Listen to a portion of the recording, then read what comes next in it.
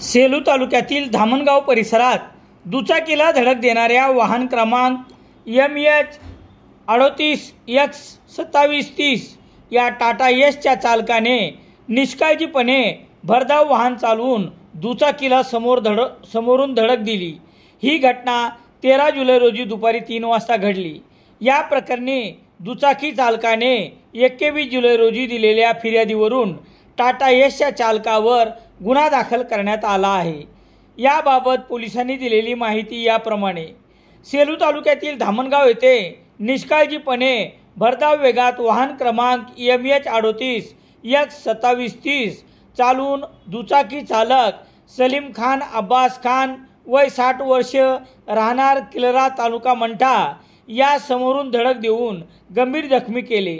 यामध्ये सलीम खान यांचा पाय आणि गुडघ्याला जबर मार लागल्यामुळे गुडघ्यावर शस्त्रक्रिया करण्यात आली। या प्रकरणी सलीम खान याने दिलेल्या फिर्यादीवरून गुन्हा रजिस्टर नंबर 384/2024 कलम 281, 125A, 125B भारतीय न्याय संहिता अन्वये वाहन क्रमांक MH38X2730 च्या चालकावर गुन्हा दाखल करण्यात आला आहे। पोलीस निरीक्षक दीपक बोरसे यांच्या मार्गदर्शनाखाली पोलीस हवालदार DS जानगर पुढील तपास करत आहेत।